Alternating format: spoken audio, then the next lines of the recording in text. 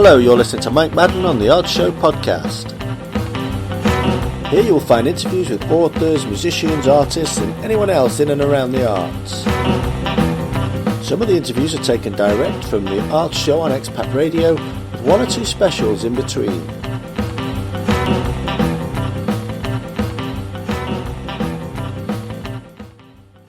This show features author Brian Finney talking about his novel, Money Matters. This is Brian's first novel, having had a successful career with non-fiction titles. Hello, this is Mike Madden on Expat Radio, and today my special guest is a prolific author, although tonight we're going to talk to him about a very different genre for him, his novel Money Matters. So welcome to the show, Brian Finney. Thank you, Mike. Nice to be on it. Now, Brian, you obviously people will pick up your English accent, but you're not actually in England, are you? You're a resident in a different part of the world. Yes, that's right. I emigrated to Southern California about 32 years ago, and coming up for 33, and I've loved it ever since. But then I loved living in London for the first half of my life. And I guess, as we've just been speaking off air, one of the advantages is the weather. It's a gloomy Saturday afternoon here. And it's about to be a sunny Californian day here. Which is normal. I mean, most days of the year it's boringly blue and sunny. I think we'd take a bit of that over here. Definitely. I know. Yeah, you could. So it was back in August 2019 when you launched your detective novel, Money Matters. And it's an intriguing strapline for the book because it contains politics, finance, drugs. Is there anything missing from it? It just seems to be full of everything. Well, I guess, it's deliberately mixed because I wanted to use a number of different genres to keep the reader on his or her toes. In other words, I didn't want them to be able to predict the end. And so, they're not quite sure which genre they're in, which leads to suspense, which, of course, is what a novelist wants to create. Yeah, and there's an interesting technique that you wrote the novel in the first person and in present tense, which many authors would find that a significant challenge. It was a challenge, but I decided that I wanted to try and get inside the voice and the personality of somebody so different from myself, and that was a way of doing it. Because as you know, the narrator, Jenny, is a 27-year-old Los Angelian woman, unsure of herself. And here am I, an expatriate Englishman, elderly and male. So you couldn't be more opposite, author and narrator. So that helped. I think you've only got current location in common. Yes, that's true. That's one of the things I wanted to do was to try and evoke what living out here is like. So just give us a sort of a brief synopsis of the storyline without giving too much away. Obviously, you don't want to know the ending at this point. No. Well, I mean, basically, it opens with Jenny, this 27-year-old woman who lives in her sister's apartment in Venice. And her sister's an extremely successful realtor who makes a lot of money and who plays the singles scene in LA. And Jenny is somebody who's somewhat she hasn't found herself. She's looking to find herself.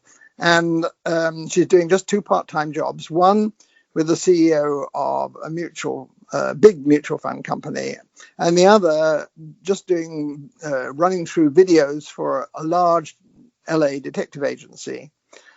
And the housekeeper of the CEO, who is Mexican American, got very close to the boyfriend of the CEO, who then the girlfriend then disappeared. And it's been 3 months and she's been missing and there's been no sign of her, and the housekeeper was always in communication with her. And so she asks Jenny, you work for a detective agency, you're a detective. To which Jenny protests, no, I'm not. Please go and find her. So reluctantly, for the housekeeper's sake, Jenny sets out to discover what has happened to the ex-girlfriend of the CEO. And this takes her into some very murky waters because it involves, first of all, politics, because the novel is set during the 2010 midterm election and actually has Jerry Brown, who became governor, as a personality in it, but the person who runs against him, instead of being the original woman who ran for the Republican Party, is the brother of the CEO. And so the CEO and the brother are in cahoots trying to get him elected, and they are themselves involved with a Mexican drug cartel that wants to invest money in the mutual fund company. And so she runs up against all of these when she tries to discover what happened to the CEO's girlfriend. And meantime, she hooks up with the director of an immigration rights service. He a handsome young man, which supplies a kind of romantic interest as they both become violently attracted to one another. And he is really her only ally in this, because even her sister regards her lifestyle with contempt and thinks she needs to get herself together and get money, get real money, which is what the sister does, and which Jenny doesn't until the end. It's a fascinating story, and like I say, you've got so many different elements to it. Now, we'll come on to your other writing shortly, but for this book, was there any particular point where you had to do a little bit more research than you expected? Because I can imagine you probably were fairly familiar with some of the subjects, but maybe not in the depth that you needed to be. No, you're right. And basically nowadays with Google, it's very possible to go in depth into anything you want to. So when I came to things like, undocumented immigrants and what happens to them, I had to look up exactly, what the laws were and how they were treated and where the detention facilities were and so on. And the same applied with the mutual fund CEO, who was creating some kind of private hedge fund that didn't have to report in the normal way that mutual funds do, etc. That again, all became quite clear when I looked into it on the, on the computer. So yes, there was quite a bit of research, but when you're writing, you don't want to be held up too much by research. So what I tended to do was to write it first instinctually, and then go back and fact check and alter the thing accordingly, so that it didn't lose its momentum, so to speak. Yeah, it's a very good idea, because the train of thought is crucial when you're knitting all those complex elements together. Yeah. Now, as we touched on earlier, you have written a variety of books, particularly interested in the biography of Christopher Isherwood, because he was born at Wybersley Hall in High Lane, which is about 5 miles from where I am sat today. Oh, really? Really? I thought I detected the accent coming from there. And Isherwood always had that. He would say, like the Americans do, last and not last, and so on.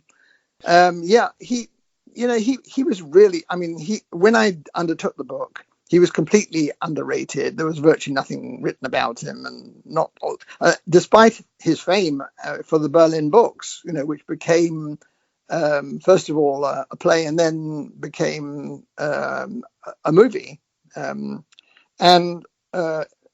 Virtually everybody knew him through the movie, but didn't recognize what should I say, a pioneering prose writer he was. As a stylist, he actually represented a particular kind of style, which was carefully put together. He was always rewriting. He was with Auden for quite a long time, and they wrote plays together. Yeah. And on one occasion, they were writing this joint play, and Isherwood was in the middle of doing his scene. They did alternate scenes, and he went indoors to get a drink or something, and Auden passed by and looked at his manuscript and rushed in and said, "Oh my God, this will never work. This is terrible." And it's because, of course, Isherwood starts off with a rough draft and then refines and refines and refines. And the other thing was that Isherwood, of course, came over here and settled, 5 miles at the most, less, from where I live now. So I came out to interview him, and that was one of the first, not the first occasion, but the second occasion when I came out here. And when I came out, I really liked it. And I had to interview Huxley's wife, Laura Huxley, for the book. And at the end of the interview, she looked at me hard and said, you're going to be back here. She was known to be a, what shall I say, a psychic. And I said, oh, yes, and she said, you're going to be here in a serious way. And sure enough, something like, what would it be? 8 years later, I settled here for good. It's a good story. That. Do you think that was ever in your mind when you decided you were going to up sticks and move over there? No, I don't think so. That had more to do with the fact that I was the chair of a department at London University, which was being savagely cut under the Thatcher regime. And I got so fed up with having to actually spend my time executing her cuts rather than teaching, and had come over here to just do summer schools and thought, well, all I do there is teach, that I decided I would, come on a more permanent basis. At any rate, my mother was a naturalized American living over here, so it wasn't very hard to do. Right, it's time for us to go to a break now, and it seems quite appropriate that we're going to play Tony Maz's song for the band Razzmatazz, and this is Moving On.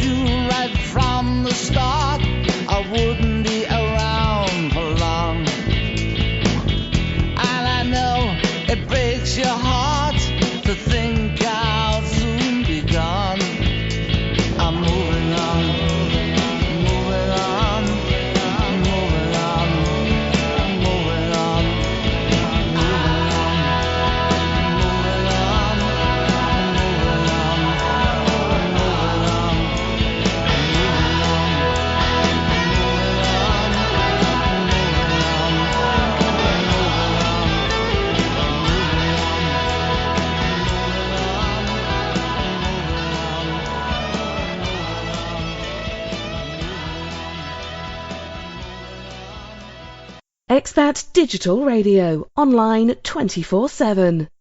Hello, this is Mike Madden from The Art Show on Expat Radio. That was Tony Maz and Razzmatazz and Moving On. And tonight I'm talking to Brian Finney, author of Money Matters and much more besides. So welcome back to the show, Brian. Thank you, Mike. Now we've talked about the book Money Matters, and we've also talked about the Christopher Isherwood biography. But I'm particularly interested in Terrorized, how the war on terror affected American culture. So how much did, when you wrote that book, how much of that did you find to be research, and how much did you manage to add your own opinion on it? Well, it's a good question because it was completely outside. Most of my books are about literature and writers and writing. And this one is like, socio-political, and therefore it involved a huge amount of research. And at the same time, I felt that the war on terror that Bush had declared had managed to totally alter the outlook of American culture and society. People in the middle of little villages in the Midwest were terrified of, being blown up by terrorists, and were putting tape on the windows and things. The Americans were not used to danger at home, so to speak. Unlike, I remember when I was in London, we went through the IRA, bombings, etc. And you used to sort of, in the end, take it for granted that, okay, if I'm unlucky, I'm unlucky, but I'm not going to stop doing what I do normally. And so I was determined to write a book that showed the ways in which American culture had been permanently altered. And I divide the book into things like, terror, revenge, the whole difference in the financial environment, torture, the culture itself, the media, and so on. All the facts were derived elsewhere, so to speak, but the way in which I interpreted the facts was my own, Right. and that's why I thought it was worth writing. I was just going to add that it was my first self-published book, and I didn't do a lot to publicize it. So it didn't get the attention that I'm hoping Money Matters is getting, because I'm paying a lot of attention to publicizing that.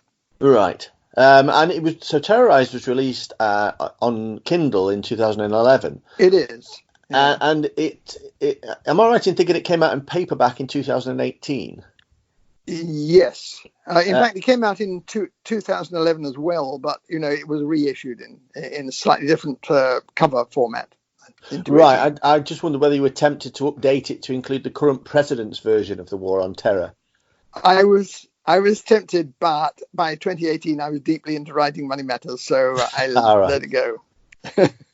So moving forward then to Money Matters, it's interesting because you've written the biography, you've written Terrorized, which is a very different kind of book, but you've also written lots of what people might term academic books focusing on literature. So when you came to Money Matters, was it a different writing approach and discipline?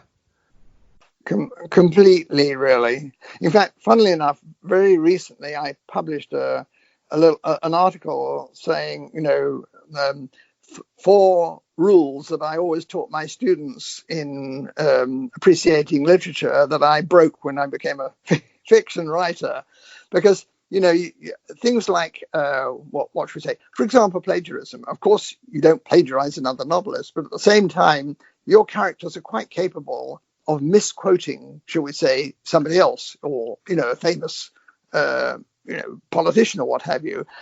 Most people when they quote in a conversation are not quoting verbatim, which is fine in a novel, but is no good at all if you're doing an academic article of some kind or another.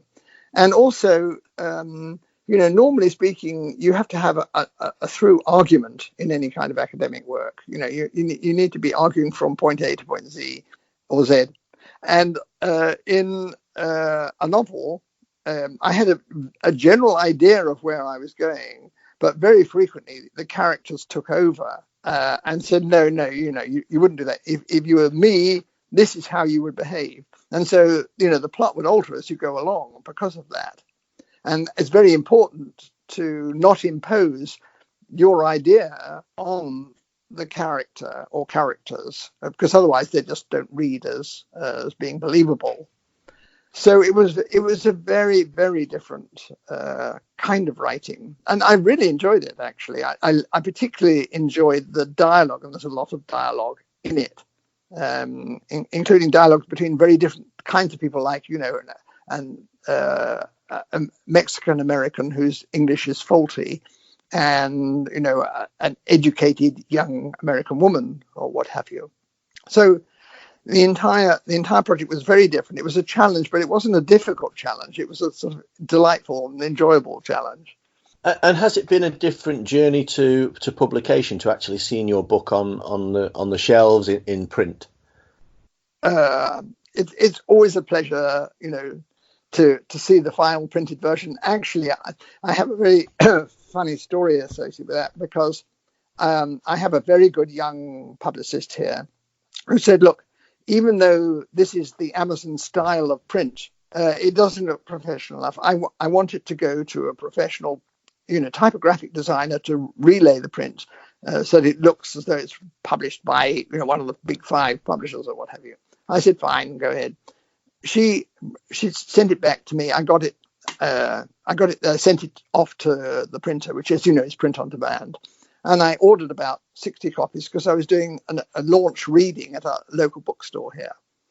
And just before the launch reading, my nephew rang me up and said, I don't understand, what is quiche Lorraine? And I said, what are you talking about? It's quiche Lorraine. No, he said, you've got quiche Lorraine twice. And it turned out that the designer had got a software with a flaw in it that created random errors throughout the text, so that I actually had to sell the text at the bookstore as a galley proof and reproof the whole thing, in order to get it right for the future. What a nightmare. Yeah, it was a nightmare, although and very, very few people noticed. And those who did, I said, well, you've got a valuable copy there because it's unique. It's interesting because I spoke to an author called Caroline England, and she's been on the show a few times, and she actually had an audio book of one of her novels, and hers are all based in the north of England, so I know these places very well, but obviously the narrator didn't. And some of the mispronunciations of northern towns are quite amusing, really. I actually audited I have it also in an audio version, and I did auditions listening to the various people read the book. And the one I chose had spent maybe 10 years in South America, and so was able to reproduce the Mexican American accents when needed, which was great. She was wonderful.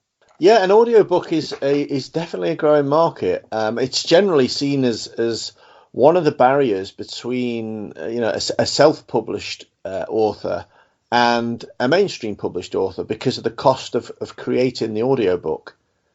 Yeah. Well, what you can do is you can split the risk with the person the narrator doing the reading, so that you pay them maybe half of what you normally would, but then you pay them a royalty, a bit of the royalty each time one sells, and that's what I did to get around that. Right, that's a really good approach, because it's also available on Audible, which seems to be where everybody buys audiobooks from these days. And it's sold quite well on Audible, actually. I was surprised, done maybe better there than anywhere else. Now, you're used to dealing with fictional characters of people, authors such as D.H. Lawrence. So did that make it easier for you to craft your fictional characters? Let me think. Lawrence is very good at rendering the less conscious side of characters, the instinctual side of characters. You remember he always used to say that sort of the blood ruled, on that. The problem with modern civilization was that everybody talked through their heads rather than through their instinctual side. And from that point of view, yes, it reminded me not, to de-rationalize, if you like, my characters, because I tend to be a somewhat of a rationalist, and obviously a young American woman at 27 is not going to be that rational. So from that point of view, yes, it helped. I mean, I've always admired Lawrence, and he went through a long phase of unpopularity, and he now seems to be coming back into his own, and everybody appreciates him for what he is.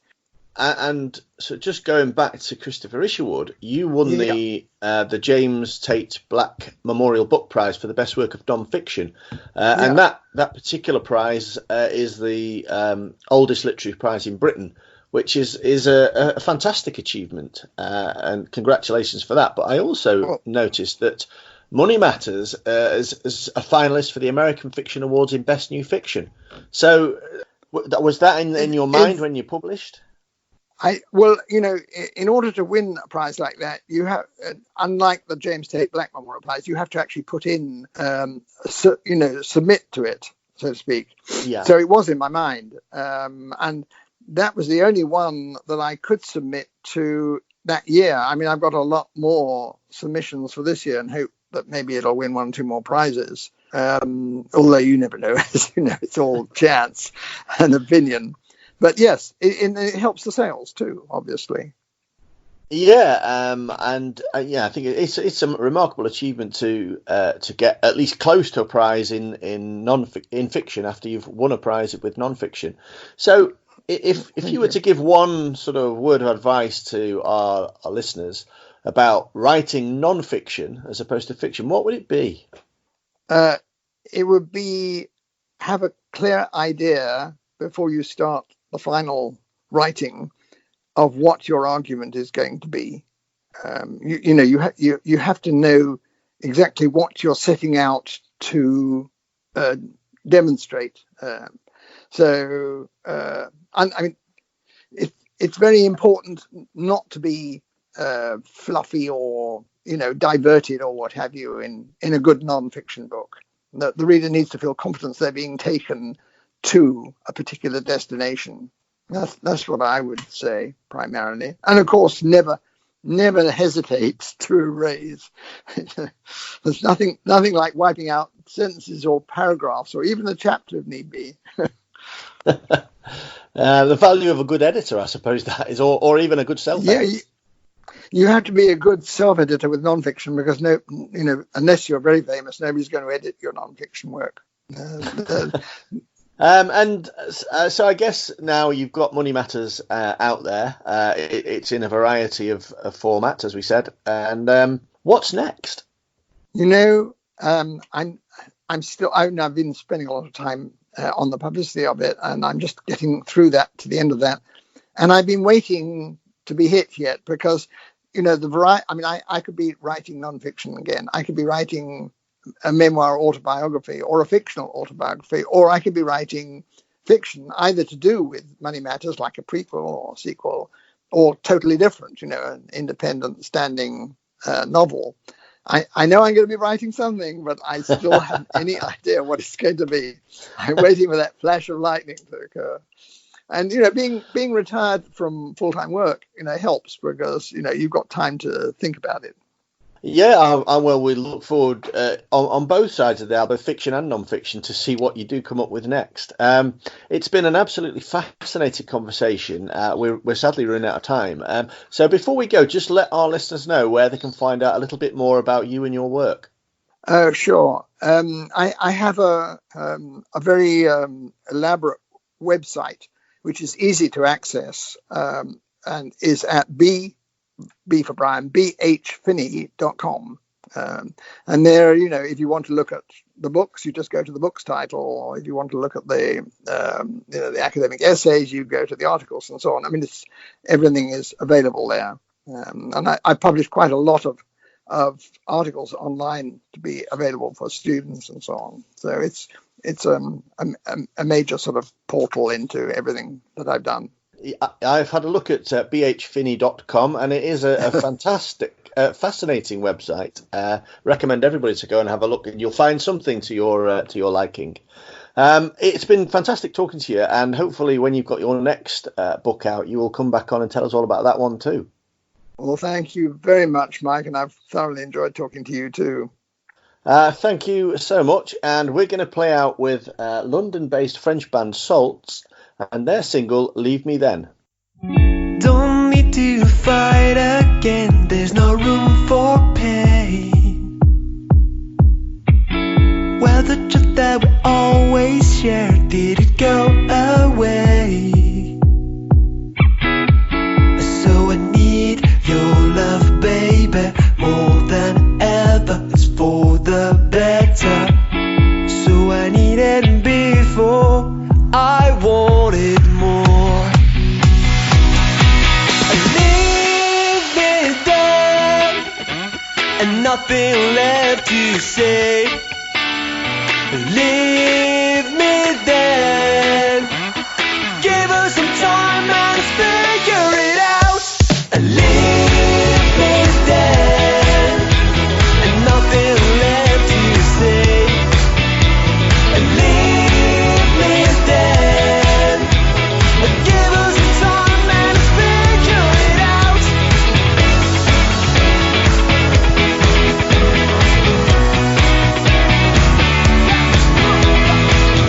Don't need to set the tone, 'cause you broke my heart. Was it written in the stone that this love would fall? So I need your love, baby, more than ever. It's for the better. So I needed before, I wanted more. Leave me there, and nothing left to say. Leave me then. Give us some time and figure it out. Leave me then, and nothing left to say. Leave me then. Give us some time and figure it out.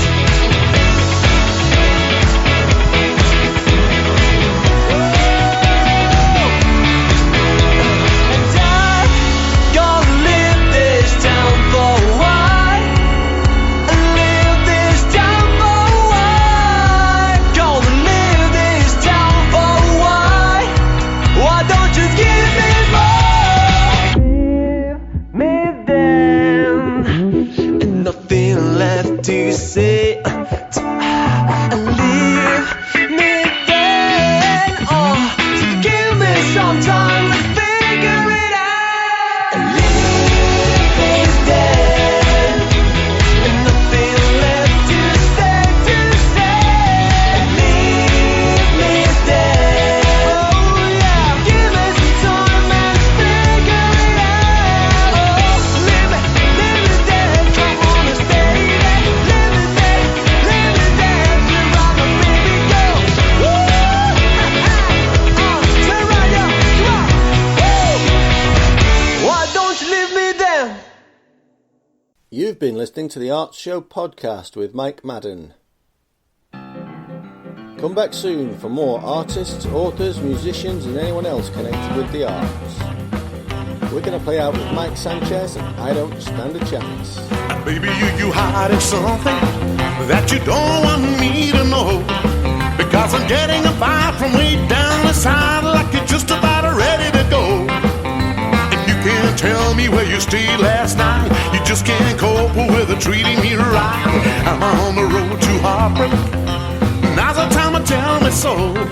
Because I'm getting a chill, like I'm gonna be ill. I know you don't want me no more. I won't be satisfied with your little white lies.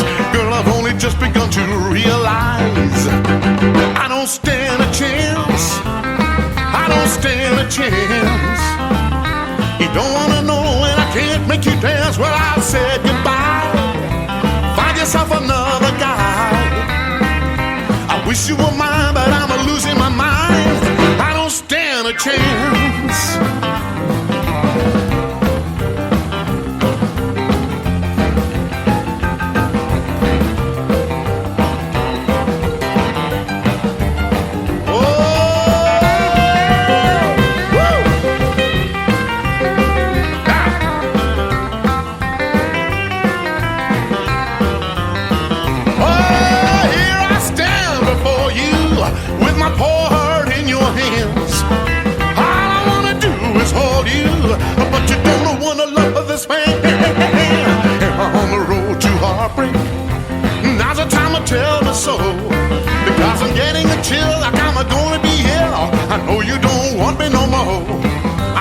satisfied with your little white lies. Girl, I've only just begun to realize